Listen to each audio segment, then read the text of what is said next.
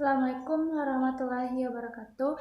Perkenalkan, nama saya Auraina Safitri, BP 1810541006. Saya mahasiswa Fakultas Ekonomi, jurusan Ekonomi, Kampus 2 Universitas Andalas Payakumbuh. Baiklah, di sini saya akan mencoba untuk menjelaskan tentang mata kuliah Statistik Multivariat mengenai analisis faktor, di mana analisis faktor itu sendiri adalah metode analisis multivariat yang didasarkan pada korelasi antar variabel. Baiklah, selanjutnya pada analisis faktor ini jumlah sampel yang digunakan yaitu antara 50 sampai 100 sampel, di mana tujuan dari analisis faktor ini ada dua. Yang pertama, data summarization, yaitu mengidentifikasi adanya hubungan antar variabel dengan melakukan uji korelasi. Jika korelasi dilakukan antar variabel dalam SPSS adalah kolam, maka analisis tersebut dinamakan R-faktor analisis. Namun, jika korelasi dilakukan antar responden atau sampel dalam SPSS adalah baris, maka analisis faktor ini disebut dengan key factor analysis, atau juga nama populernya disebut dengan cluster analysis. Dan yang kedua adalah data reduction, yaitu setelah melakukan korelasi dilakukan proses membuat sebuah variabel set baru yang dinamakan faktor untuk menggantikan sejumlah variabel tertentu. Baiklah, selanjutnya yaitu asumsi pada analisis faktor ada tiga. Yang pertama, data masing-masing variabel yang diteliti harus berdistribusi normal. Dan yang kedua, nilai Kaiser-Mager-Olkin Measure of Sampling Adequacy atau KMOMSA lebih besar dari 0,50 dan nilai Bartlett's Test of Specificity atau SIC-nya harus lebih kecil dari 0,05. Yang ketiga, ada hubungan atau korelasi yang kuat antar variabel. Hal ini ditandai dengan nilai anti-image correlation antar variabel lebih besar dari 0,50.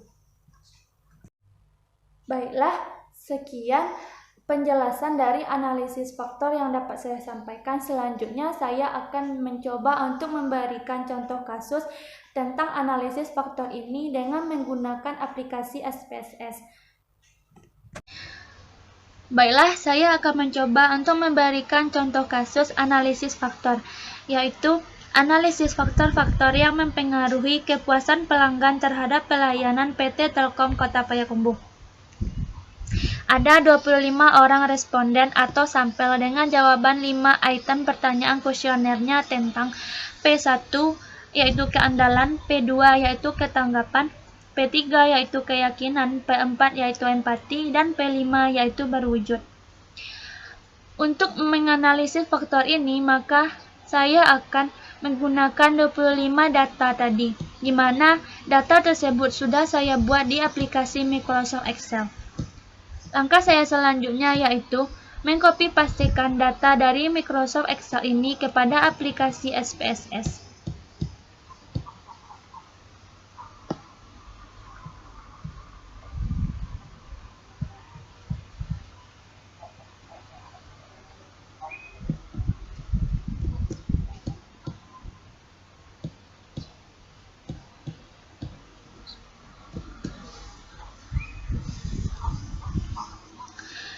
Setelah saya mengcopy pastekan data dari Microsoft Excel kepada aplikasi SPSS ini, langkah kita selanjutnya yaitu mengklik variabel view.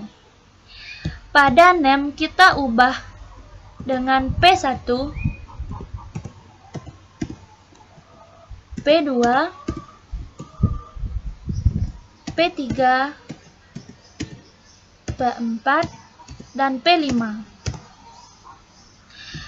Pada desimalnya kita ubah dengan 0.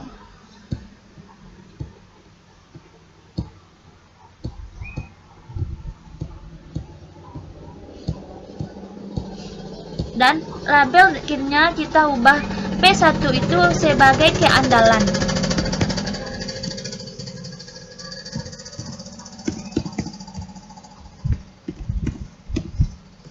P2 sebagai ketanggapan. P3 sebagai keyakinan. P4 sebagai empati. Dan P5 sebagai berwujud.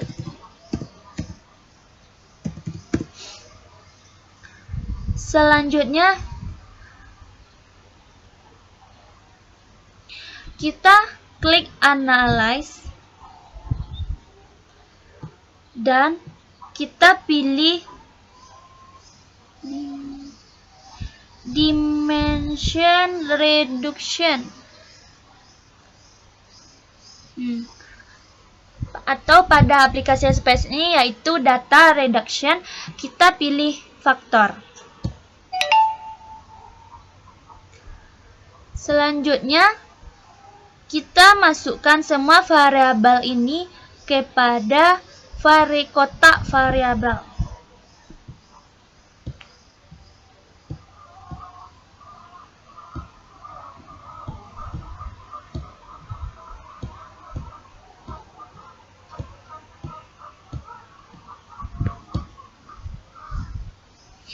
Selanjutnya, kita pilih deskriptif. Kita centang initial solution dan KMON Bartlett Test of Specirity serta anti-image. Lalu kita continue. Selanjutnya, pilih extraction. Kita centang unrotated factor solution dan script plot. Selanjutnya, kita centang eigenvalues over yaitu 1 dan maksimum iteration for conversion-nya sudah 25, maka kita pilih continue. Selanjutnya kita pilih rotation. Kita klik vary match dan kita centang rotate solution. Selanjutnya continue. Selanjutnya kita pilih scores. Kita centang save as variable serta klik regression dan continue. Lalu oke. Maka akan keluar hasil outputnya seperti ini.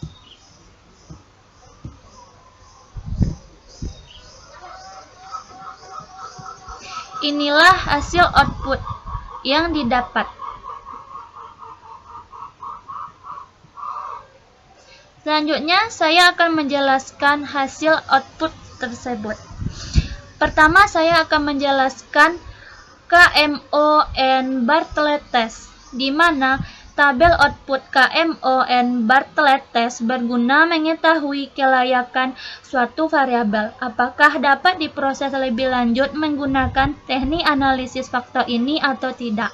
Caranya dengan melihat nilai KMO-MSA atau Kaiser-Meyer-Olkin Measure of Sampling Adequacy. Jika nilai KMO-MSA lebih besar dari 0,50, maka teknik analisis faktor dapat dilanjutkan.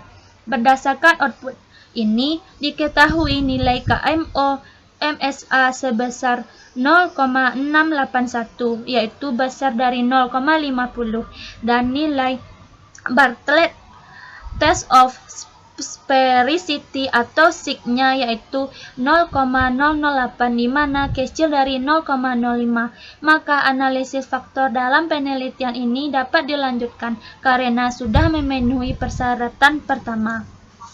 Selanjutnya yaitu tabel anti-image metric. Anti-image metric berguna untuk mengetahui dan menentukan variabel mana saja yang layak pakai dalam analisis faktor. Perhatikan bagian anti-image correlation. Tabel tersebut terdapat kode huruf A. yang artinya tanda untuk Measure of Sampling Adequacy atau MSA. Diketahui nilai MSA dari masing-masing yang diteliti adalah yaitu keandalan sebesar 0,693 dan ketanggapan sebesar 0,721 dan keyakinan sebesar 0,659 dan empati sebesar 0,657 dan berwujud sebesar 0,657. Persyaratan harus terpenuhi dalam analisis faktor adalah nilai MSA lebih besar dari 0,50. Dari hasil ini diketahui bahwa nilai MSA untuk semua variabel yang diteliti adalah besar dari 0,50. Maka persyaratan kedua dalam analisis faktor ini pun terpenuhi.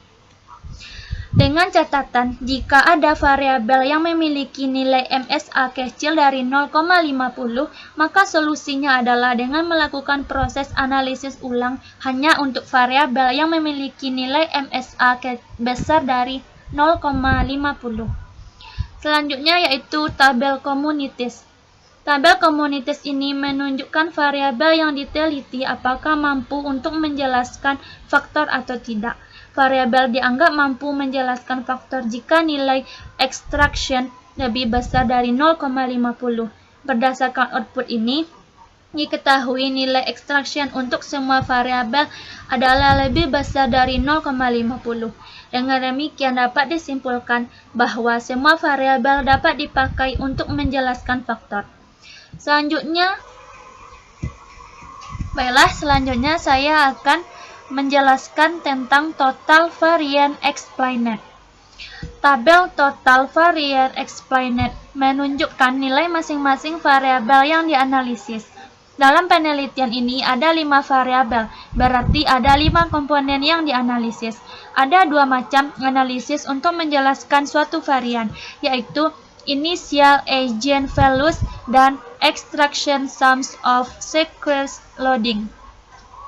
Pada varian initial agent values menunjukkan faktor yang terbentuk apabila semua faktor dijumlahkan menunjukkan jumlah variabel, yaitu 2,293 ditambah 1,211 ditambah 0,628 ditambah 0,439 dan ditambah 0,429 sama dengan 5 variabel.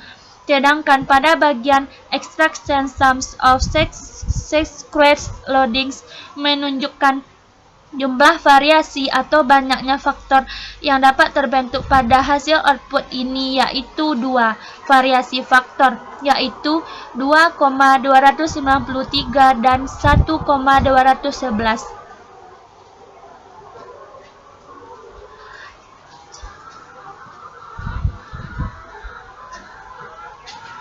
Selanjutnya yaitu pada tabel scriplot.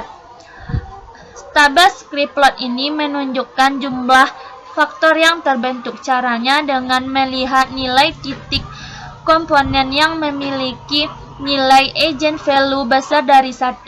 Dari gambar scriplot ini ada 2 titik komponen yang memiliki nilai agent value besar dari 1, maka dapat diartikan bahwa ada 2 faktor yang dapat terbentuk. Selanjutnya yaitu tabel komponen metrik, menunjukkan nilai korelasi atau hubungan antara masing-masing variabel dengan faktor yang akan terbentuk. Misalnya dari output ini terlihat pada variabel keandalan, yakni nilai korelasi variabel ini dengan faktor 1 adalah sebesar 0,767 dan korelasi dengan faktor 2 adalah sebesar 0,315. Untuk variabel ketanggapan, keyakinan, empati, dan berwujud atau dilambangkan P5, cara memaknainya sama seperti pada variabel keandalan. Selanjutnya yaitu tabel rotated component metric. Untuk memastikan suatu variabel masuk dalam kelompok faktor mana, maka dapat ditentukan dengan melihat nilai korelasi terbesar antara variabel dengan faktor atau komponen yang terbentuk. Cara membaca hasil analisis faktor modal rotasi ini yaitu variabel keandalan. Nilai korelasi variabel ini dengan faktor satunya yaitu 0,351 dan faktor 2 yaitu 0,751. Karena nilai korelasi faktor 2 lebih besar dari faktor 1, maka variabel keandalan termasuk kelompok faktor 2. Selanjutnya yaitu variabel ketanggapan. Nilai korelasi variabel ini dengan faktor 1 yaitu 0,417 dan faktor 2 0,685. Karena nilai korelasi faktor 2 besar dari faktor 1, maka variabel ketanggapan termasuk kelompok faktor kedua. Selanjutnya yaitu variabel keyakinan. Nilai korelasi variabel ini dengan faktor satunya yaitu min 0,225 dan faktor 2-nya yaitu 0,809. Karena nilai korelasi faktor 2 besar dari faktor 1, maka variabel keyakinan termasuk kelompok faktor kedua. Selanjutnya yaitu variabel empati. Nilai korelasi variabel ini dengan faktor satunya yaitu 0,851 dan faktor 2-nya yaitu 0,101. Karena nilai korelasi faktor 1 besar dari faktor 2, maka variabel empati termasuk kelompok faktor 1. Selanjutnya yaitu P5 atau berwujud. Nilai korelasi variabel ini dengan faktor satunya yaitu 0,851 dan faktor 2-nya yaitu 0,101. Karena nilai korelasi faktor 1 ini besar dari nilai korelasi faktor 2, maka variabel berwujud atau P5 termasuk kelompok faktor 1. Selanjutnya yaitu tabel komponen transformation matrix menunjukkan bahwa pada komponen 1 nilai korelasinya sebesar 0,735 di mana besar dari 0,5 dan komponen 2 nilai korelasinya sebesar 735 besar dari 0,5. Karena nilai korelasi semua komponen besar dari 0,5, maka kedua faktor yang terbentuk ini dapat disimpulkan layak untuk merangkum kelima variabel yang dianalisis. Sekian yang dapat saya sampaikan. Salah dan janggal saya mohon maaf. Assalamualaikum warahmatullahi wabarakatuh.